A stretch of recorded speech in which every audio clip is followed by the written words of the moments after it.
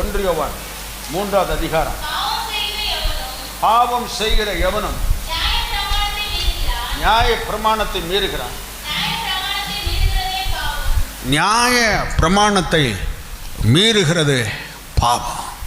பாவம்னா என்னங்க brother, pastor, பாவம்னா என்ன நீங்கள் கேட்கலாம். 1 யோவான் 3:4 யோவான் சொல்லி தருகிறார் தன் பிள்ளைகளுக்கு, நியாய பிரமாணத்தை மீறுவது பாவம். அதாவது கர்த்தருடைய வார்த்தையை மீறுவது பாவம், கர்த்தருடைய கட்டளையை மீறுவது பாவம், தேவ யோசனையை மீறுவது பாவம், தேவ சித்தத்தை மீறுவது பாவம், தேவ புத்திமதியை மீறுவது பாவம் என்று வேதம் சொல்லுகிறது.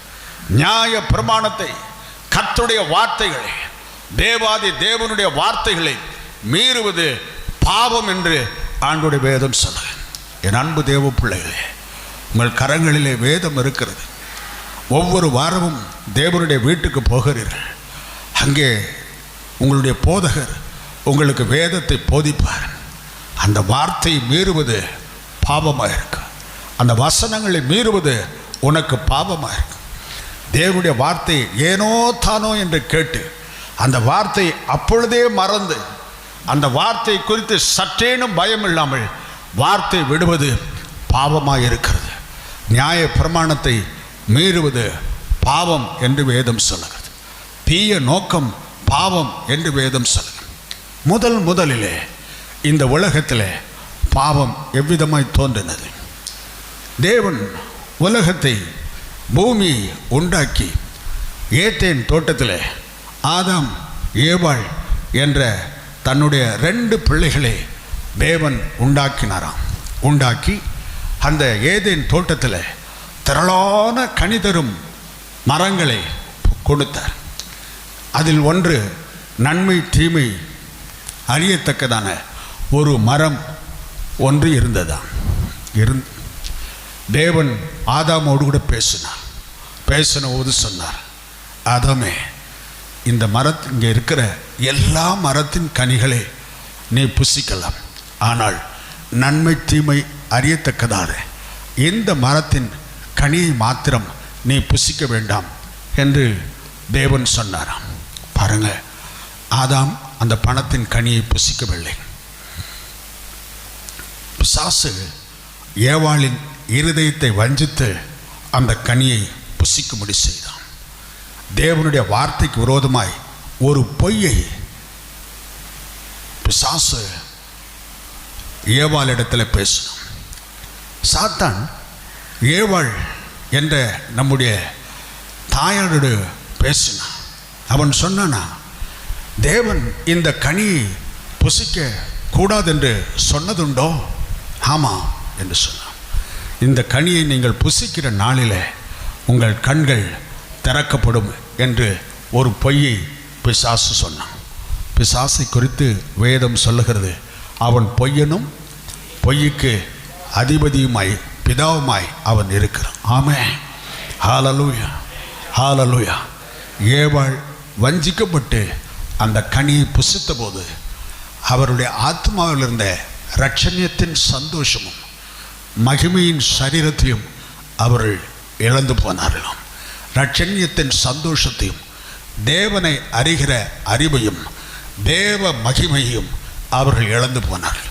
ஒரு மனிதன் பாவம் செய்கிற போது அவன் உள்ளத்தில் தேவ சமாதானத்தை இழக்கிறான், தேவனுடைய சந்தோஷத்தை இழக்கிறான், தேவனுடைய மகிழ்ச்சியை இழக்கிறான், தேவனோடு கூட இருக்கிற நல்ல உறவை இழக்கிறான். ஒரு பாவமானது தேவனோடு கூட இருக்கிற நல்ல உறவை ஒரு மனிதனை இழக்க செய்யும். நீங்கள் கர்த்தரோடு கூட இருக்கிற உறவை அதை இழக்க செய்யும். பாருங்க, சின்ன வயசில் தாய் தகப்பனுக்கு கீழ்ப்படியாமல் நீங்கள் இருக்கிற போது, பெற்றோருக்கு கீழ்ப்படியாமல் இருக்கிற போது, ஆசிரியருக்கு கீழ்ப்படியாமல் இருக்கிற போது, உங்கள் மேய்ப்பருக்கு கீழ்ப்படியாமல் இருக்கிற போது, வேத வசனத்துக்கு நீங்கள் கீழ்ப்படியாமல் இருக்கிற போது தேவனோடு கூட இருக்கிற நல்ல உறவை நீங்கள் இழந்து போகிறீர்கள். சாத்தானுடைய எப்படி இருதயத்தை ஏவாளோடு பேசி தேவனுடைய வார்த்தையை மீற செய்தான். பின் நாட்களில் 1000 வருடங்களுக்கு பிறகு, பல ஆயிரம் வருடங்களுக்கு பிறகு யோவான் அதை வியாக்கியானம் செய்தார். நியாய பிரமாணத்தை மீறுவதே, கர்த்தருடைய கட்டளையை மீறுவதே, கர்த்தருடைய ஆலோசனை மீறுவதே, கர்த்தருடைய சித்தத்தை மீறுவதே, கர்த்தருடைய புத்தியை மீறுவதே, கர்த்தருடைய வார்த்தையை மீறுவதே பாவமாகும். இதை நீங்கள் செய்யாதீர், அதை நீங்கள் செய்யாதீர். ஆண்டவரோடு கூட இருக்கிற உறவை நீயும் நானும் இழந்து போயிடும். ஏவாள் ஆதாமோடு பேசி ஆதாமும் அந்த கனியை புசித்தான். பாருங்கள், தாங்கள் 2 பேரும் நிர்வாணி என்பதை அவர்கள் அறிந்தார்கள். எப்போதும் போல தேவன் அவர்களோடு கூட பேசுகிற பகலின் குளிர்ச்சியான வேளையிலே தேவன் அந்த தோட்டத்துக்கு வந்தாராம். தாங்கள் நிர்வாணிகளாக இருக்கிறபடினால தேவனுக்கு பயந்து ஒரு மரத்தின் பின்னாடி ஆதாம் ஒளிந்து கொண்டான். பாருங்க, அந்த கீழ்ப்படியாமை தேவனோடு இருக்கிற நல்ல உறவை, அந்த கீழ்ப்படியாமை கர்த்தரோடு இருக்கிற நல்ல உறவை இழக்க செய்து தேவனை விட்டு தன்னை மறைத்து கொள்ளும்படி செய்கிறது. தேவன் அவனோடு கூட பேசினாராம். ஆதாமே, ஆதாமே, நீ எங்கே இருக்கிறாய் என்று. பாவம் நீ செய்கிற போது, மீறுதல் நீ செய்கிற போது, கீழ்ப்படியாமை உன் இருதயத்தை ஆளுகை செய்கிற போது, தன் விருப்பத்துக்கு நீ வாழ்கிற போது, சுய விருப்பத்துக்கு நீ வாழ்கிற போது தேவன் உன்னை தேடுவார். நீ எங்கே இருக்கிறா? நீ எங்கே இருக்கிறா? வாலிபனே, நீ எங்கே இருக்கிறா? வாலிப தங்கையே, நீ எங்கே இருக்கிறா? அவரோடு கூட பழகின ஆதாம், அவரோடு கூட பழகினதான ஏவாள் தேவனுடைய வார்த்தையை மீறின போது, கற்பனையை மீறின போது, கட்டளையை மீறின போது அவர்கள் தங்களை மறைத்து கொள்ள வேண்டியதாக இருந்தது. தேவன் அவர்களை தேடினார். ஆதாமே, ஆதாமே, நீ எங்கே இருக்கிறாய் என்று அவர் கேட்டாராம். கர்த்தருக்கு ஸ்தோத்திரம் உண்டாட்டு. அதைத்தான் யோவான் சொன்னார். நியாய பிரமாணத்தை மீறுவது பாவம். என் அன்புக்குரியவர்களே, இன்றைக்கு ஒரு தீர்மானம் எடுங்கள். நான் தேவ வார்த்தைக்கு கீழ்ப்படிவேன், நான் கேட்கிற உபதேசத்துக்கு கீழ்ப்படிவேன், நான் கேட்கிற தேவ வார்த்தைக்கு நான் கீழ்ப்படிவேன் என்று உங்கள் வாழ்க்கையில் தேவனுக்கு ஒப்பு கொடுங்க. பரிசுத்த ஆவியானவர் உங்கள் வாழ்க்கையில் அற்புதம் செய்வார். சிலர் பாருங்கள், சில பாவங்கள் இருப்பாங்க. நாளைக்கு இந்த பாவத்தை நான் விட்டு விடுகிறேன், இந்த மாதத்தோடு இந்த பாவத்தை விட்டு விடுகிறேன், இந்த 31ஆம் தேதியோடு இந்த பாவத்தை விட்டு விடுகிறேன், இந்த வருஷத்தின் முடிவோடு கூட இந்த பாவத்தை விட்டு விடுகிறேன் என்று சிலர் சொல்லுவார்கள். ஆனால் நம்மால் பாவத்தை விடவே முடியாது, நம்மால் பாவத்தை விடவே முடியாது. அதற்கு ஒரு வல்லமை உண்டு. அதற்கு நாம் முதலில் ஒப்பு கொடுக்கிற போது அது நம்மை சிறை பிடிக்கிறது.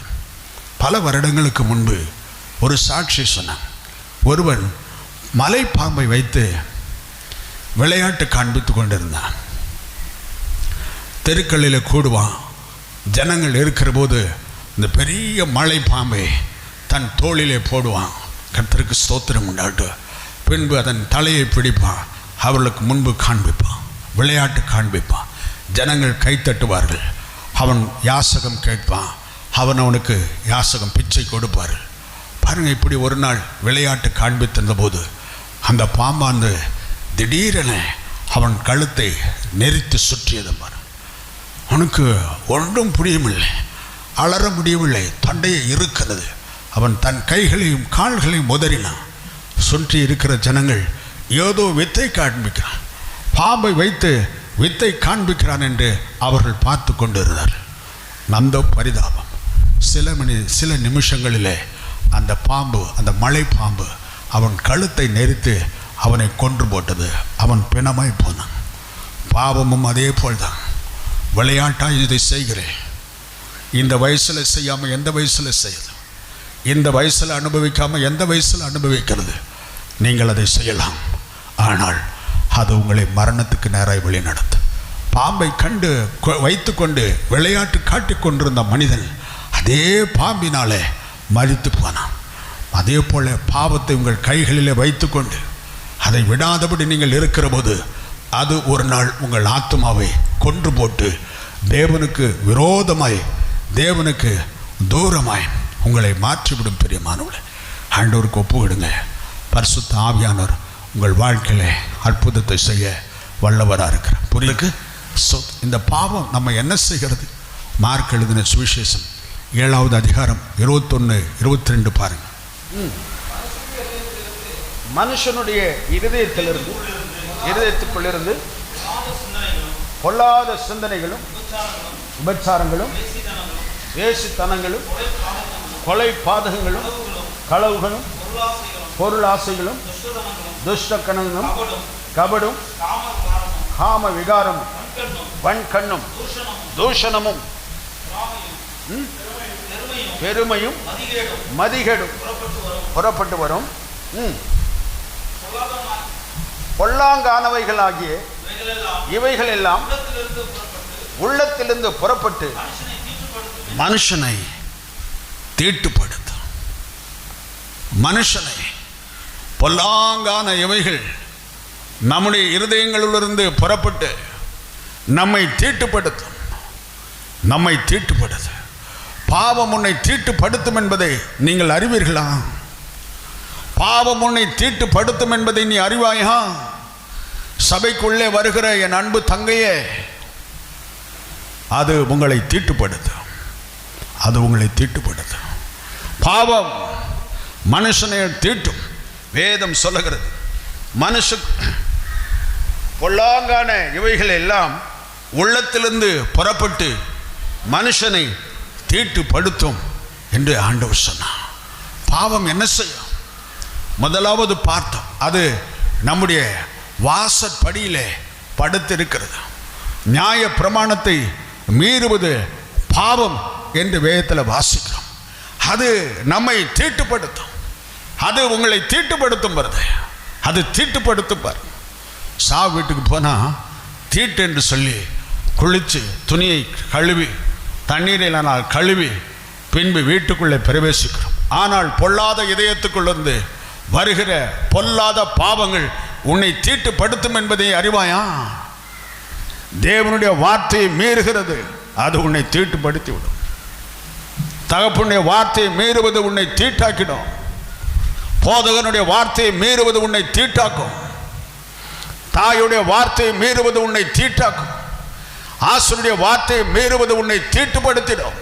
பொல்லாதான இவைகள் உள்ளத்திலிருந்து புறப்பட்டு மனுஷனை தீட்டுப்படுத்தும் என்று வேதம் சொல்லு. ஏன் அந்த தீட்டு உனக்கு? ஏன் அந்த தீட்டு?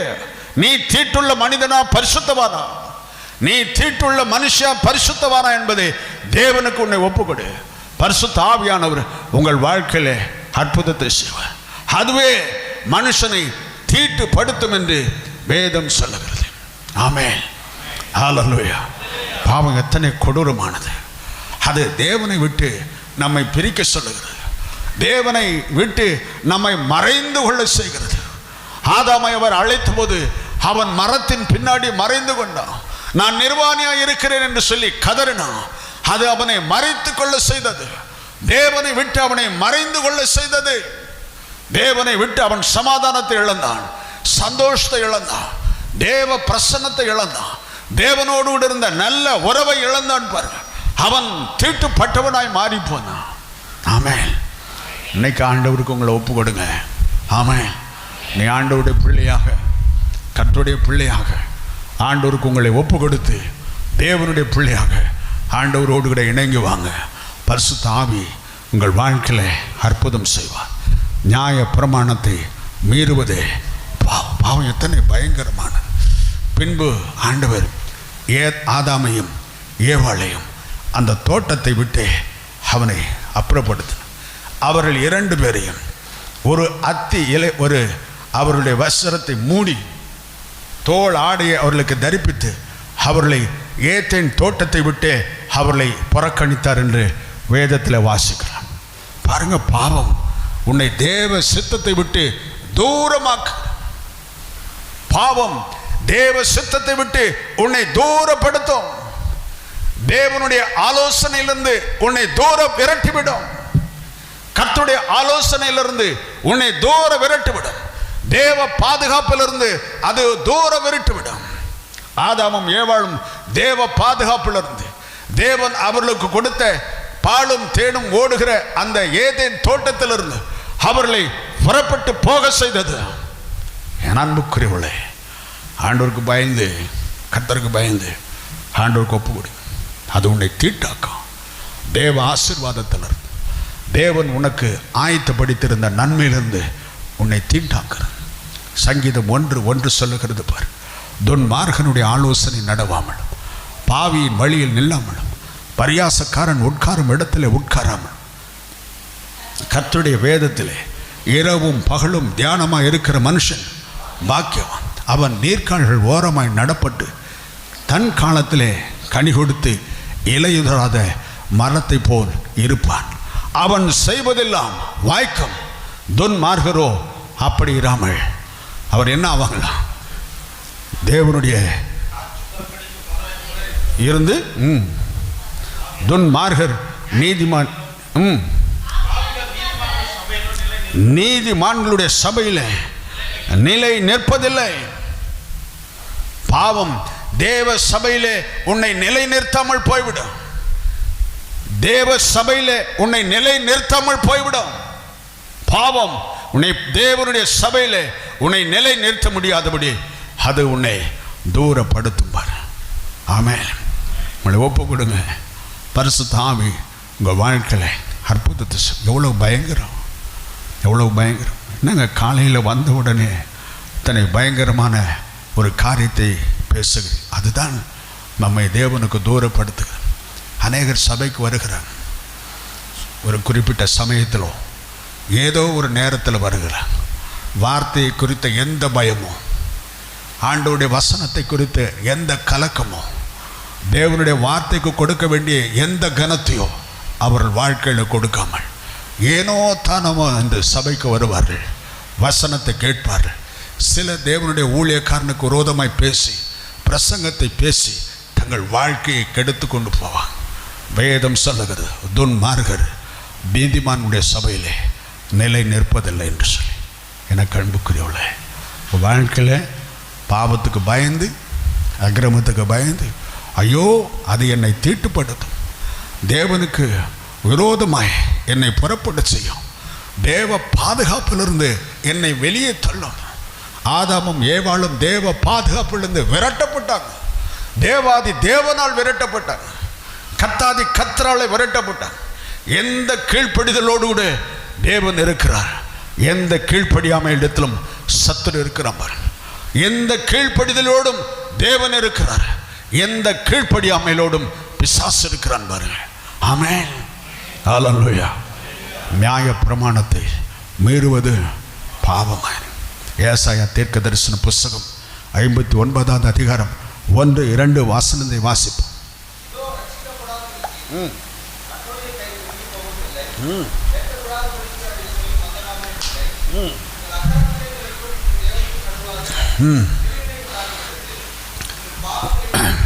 உங்கள் அக்கிரமங்களே உங்களுக்கும் உங்கள் தேவனுக்கும் நடுவாக பிரிவினையை உண்டாக்க. பாருங்க, பாவம்ன்றோம். ஏன் அதை தியானிக்கணும்? ஏன் இந்த காலையில் அதை தியானிக்கணும்? அது உனக்கும் தேவனுக்கும் விரோதமான பிரிவினையாக இருக்கிறது. இந்த சின்ன வயதில் நீங்கள் கேட்டுக்கொள்ள வேண்டிய சத்தியம் என்ன? நீங்கள் முதலாவது கர்த்தருக்கு பயப்படுற பயத்தினாலே உங்களை கட்டிக்கொள்ளுங்க. தேவனுக்கு பயப்படுற பயத்தினாலே உங்களை அலங்கரித்துக் கொள்ளுங்க. வாலிப பிள்ளைகள், கர்த்தருக்கு பயப்படுற பயத்தினாலே உங்களை அலங்கரித்துக் கொள்ளுங்க. தாய் தகப்பனுக்கு பயப்படுற பயத்தினாலே உங்களை அலங்கரித்துக் கொள்ளுங்க. உங்கள் ஆசிரியருக்கு பயப்படுற பயத்தினாலே உங்களை அலங்கரித்துக் கொள்ளுங்க. உங்கள் போதகனுக்கு பயப்படுற பயத்தினாலே உங்களை அலங்கரித்துக் கொள்ளுங்க. வேதம் சொல்லுகிறது, ரட்சிக்க கூடாதபடிக்கு அவர் கரம் குறுகவில்லை, கேட்க கூடாதபடிக்கு அவருடைய செவிகள் மந்தமாகவில்லை. உங்கள் அக்கிரமங்களே உங்களுக்கும் அவருக்கும் நடுவாய் பிரிவினை உண்டாக்குறது என்று சொல்லி, தேவனை விட்டு நீ பிரிந்து போவாய். மீறுதல் உன்னை தேவனை விட்டு பிரித்துவிடும். பாவம் உன்னை தேவனை விட்டு பிரித்துவிடும். உன் சுய சித்தம் தேவனை விட்டு பிரித்துவிடும். சுய இச்சை தேவனை விட்டு பிரித்துவிடும். சுய ஆசை தேவனை விட்டு பிரித்துவிடும். தேவனுக்கு விரோதமான கீழ்ப்படியாமை பாருங்க, தேவனை விட்டு உங்களை பிரித்து விடும் பாருங்க. என் அன்புக்குரியவளே, தேவனுக்கு இணங்குங்க, சத்தியத்துக்கு இறங்குங்க, கர்த்தருக்கு வார்த்தைக்கு பயப்படுங்க. ஐயோ, என்னை கர்த்தரை விட்டு பிரித்து விடுமா, என் ஆண்டவரை விட்டு பிரித்து விடுமா, என் ரட்சகரை விட்டு பிரித்து விடுமா என்று தேவனுக்கு பயந்து, ஆண்டவருக்கு பயந்து நீங்கள் உங்களை ஒப்புக்கொடுங்க. பரிசுத்த ஆவி உங்களை ஆசீர்வதிப்பார். அதனால்தான் பாவத்தை குறித்து பேசுகிறேன். ஆமென். என் அன்புக்குரியவர்களே, உங்கள் வாழ்க்கையில் நீங்கள் பாவத்துக்கு உங்களை ஒப்பு கொடுத்திருக்கிற போது வேதத்தை குறித்து நான் எந்த ரகசியத்தை பேசினாலும் அது உங்களுக்கு பயனில்லாமல் இருக்கும். பாருங்க, ஒரு நல்ல அஸ்திபாரம் இடாமல் ஒரு வீட்டை கட்டினால் ஒரு பெருங்காற்று வருகிற போது அந்த வீடு விழுந்து விடுவது போலவே உங்கள் வாழ்க்கை கட்ட வேண்டியதில்லை கட்டாமல் போனாள், பரிசுத்தத்திலே கட்டாமல் போனாள், தேவனுக்கு கீழ்ப்படிதலே கட்டாமல் போனாள், வெளியே எந்த அலங்காரமும் எந்த மேன்மையும் நமக்கு ஆசீர்வாதமாக இருக்காது. ஆமென். ஹல்லேலூயா. இப்பொழுது பார்க்கலாம், பாவம் நமக்கு அவருக்கும் நடுவாக பிரிவினை உண்டாக்குறது. ஆதாமுக்கும் ஏவாளையும் தேவனை விட்டு அதை பிரித்து கொண்டு போனது, எங்கேயோ பிரித்து கொண்டு போனது. தேவனுடைய ஆசை என்ன, தேவனுடைய விருப்பம் என்ன? சங்கீதம் 103 வாசிக்கிறோம், அவர் கிழக்குக்கும் மேற்குக்கும் எவ்வளவு தூரமோ அவ்வளவு தூரமாய் நம்முடைய பாவத்தையும் நம்மை விட்டு விலக்கினார் என்று வாசிக்கிறோம். அப்படியானால் தேவனுடைய சித்தம் என்ன? அப்படியானால் தேவனுடைய நோக்கம் என்ன?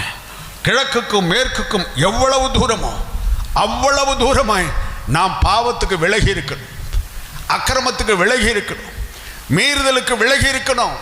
பரிசுத்த ஆவி உங்களை ஆசீர்வதிப்பார். ஆமென். இந்த விபச்சார சந்ததியான இந்த உலகத்தை விட்டு நீங்கள் உங்களை விலக்கி காத்துக்கொள்ளுங்கள். உலக சிநேகம் தேவனுக்கு பகை என்று அறியீர்களா என்று யாக்கோபு கடிந்து கொள்ளுகிறார். ஆமென். அப்போ பாருங்க, பாவம் நம்மை பிரித்து விடுகிறது. ஆமென். ஆமென். அல்லேலூயா. ஹல்லேலூயா. ஒரு வசனம் வாசிக்கலாம். ரோமருக்கு எழுதின நிருபம் 6வது அதிகாரம் 22 என்று வாசிக்கிறேன்.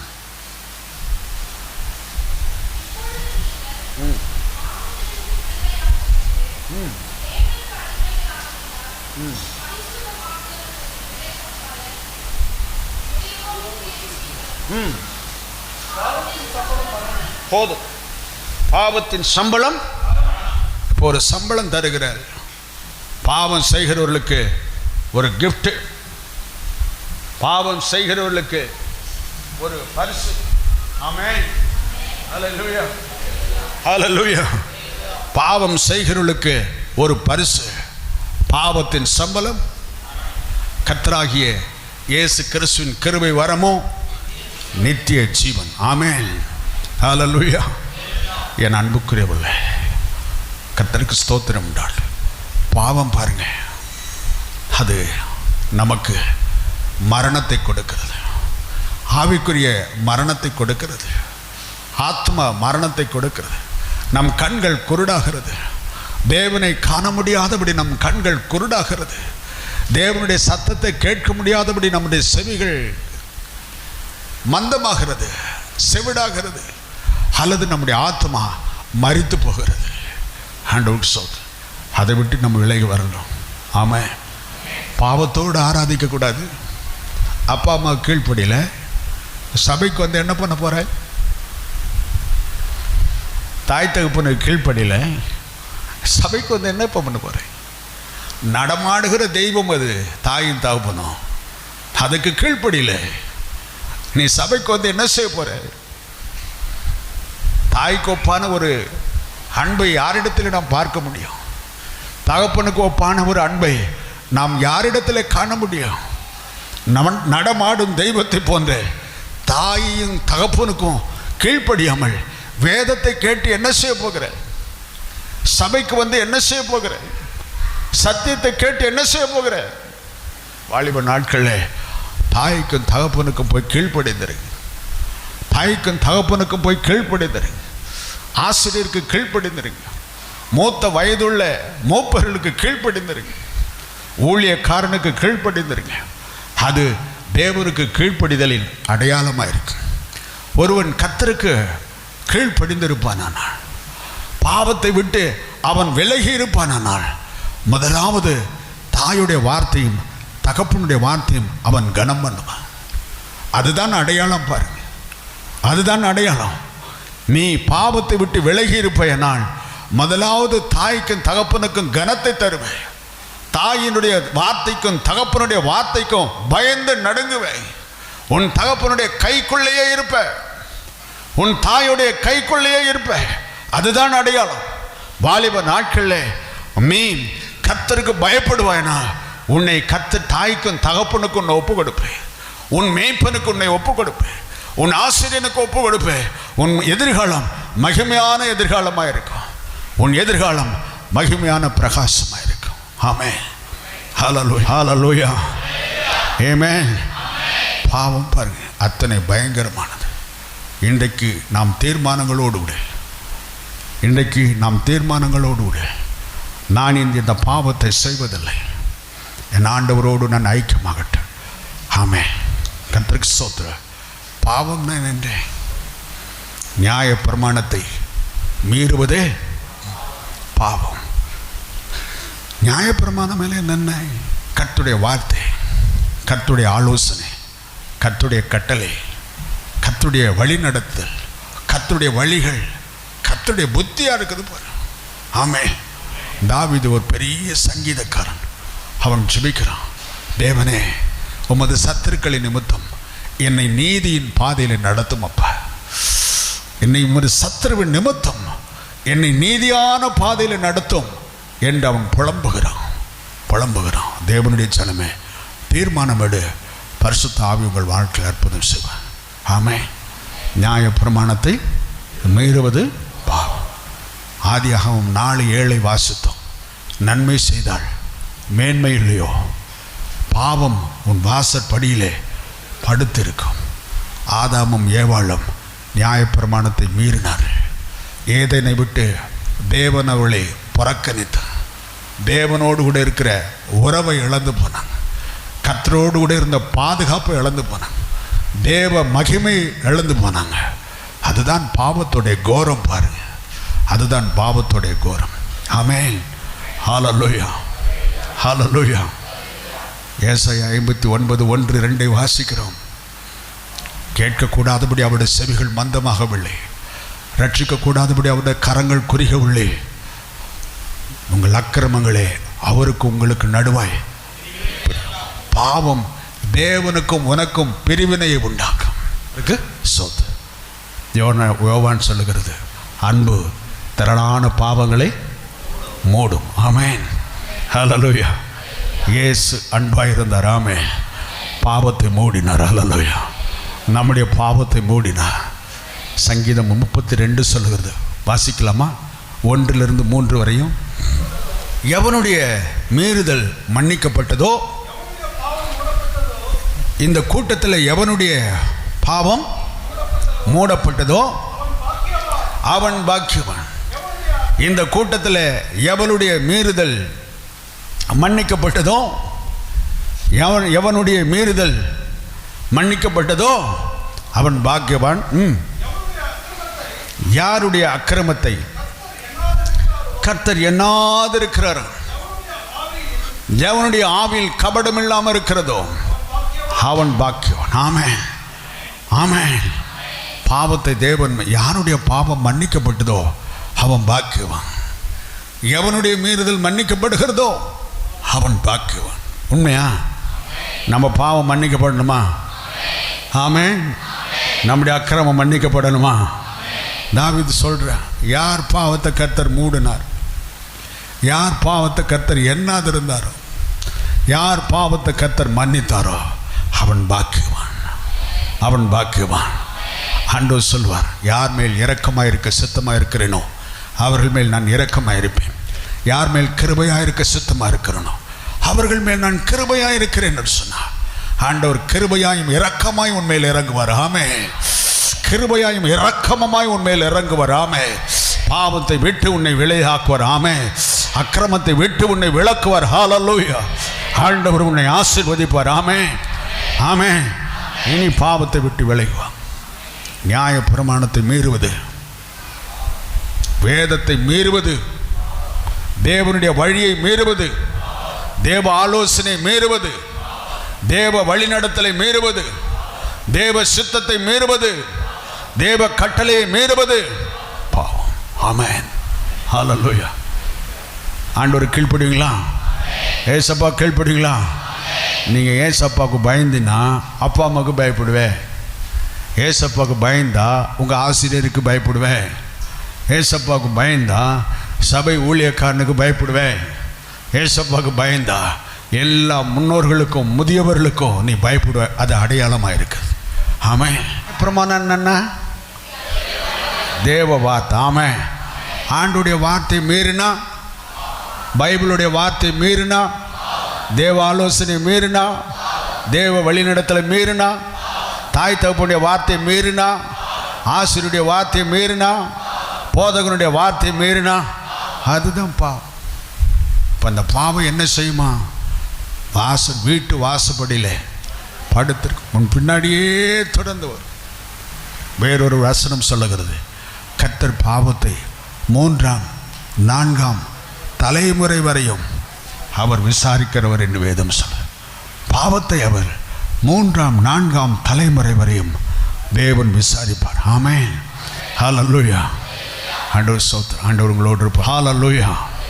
ஆமென். நாம் எழுந்து நின்று ஒரு ஜெபம் பண்ணலாம். இந்த பாவம், உன்னை தீட்டாக்குற இந்த பாவம், தேவனுக்கும் உனக்கும் பிரிவினை உண்டாக்குற இந்த பாவம், உனக்கு ஆத்மாவில் மரணத்தை கொடுக்கிற இந்த பாவம் எனக்கு வேணாப்பா, எனக்கு வேணாம். ஏத்தனை விட்டு என்னை அப்புறப்படுத்துகிற இந்த பாவம், தேவனுடைய சபையை விட்டு என்னை அப்புறப்படுத்துகிற இந்த பாவம் எனக்கு வேணாம் ஆண்டவரே, எனக்கு வேணாப்பா. நான் உம்மோடு கூட இருக்க விரும்புகிறேன். நான் உம்மோடு கூட இருக்க விரும்புகிறேன். நான் உம்மோடு கூட இருக்க விரும்புகிறேன். எனக்கு உதவி செய்யும். ஒரு நிமிஷம் நீங்கள் ஜெபிக்கலாம். இந்த பாவம் எனக்கு வேண்டாம். அந்த பாரம் உள்ளவர்கள் யாராவது பாரமாக ஜெபம் பண்ணி இந்த பாவத்தை குறித்து உணர்ந்தவங்க ஒரு நிமிஷம் நீங்களே ஜெபித்துக்கொள்ளுங்க. ஆமென். இது எனக்கு வேண்டாம் ஆண்டவரே. சத்தமாக ஜெபம் பண்ணுங்க, மனசுக்குள்ளே ஜெபிக்காதீங்க. ஹல்லேலூயா. இது வேண்டாம் ஆண்டவரே. தேவனை தூரப்படுத்துகிறேன், ரட்சிப்பை தூரப்படுத்துகிறேன், ஏத்தனை விட்டு வெளியேற்றுகிறேன், ரட்சிப்பை ஒன்று வெளியேற்றுகிறேன், மரணத்தை கொடுக்கிறேன், உமக்கும் எனக்கும் பிரிவினை கொடுக்கிறேன், என்னை தீட்டாக்குகிறேன். அந்த பாவம் எனக்கு வேண்டாம் ஆண்டவரே. இந்த பாவம் எனக்கு வேண்டாம் ஆண்டவரே. நான் பரிசுத்தம் அடைய விரும்புகிறேன். நான் பரிசுத்தம் அடைய விரும்புகிறேன். எனக்கு உதவி செய்யும் ஆண்டவரே. எனக்கு உதவி செய்யும் ஆண்டவரே. ஆமென். ஹல்லேலூயா.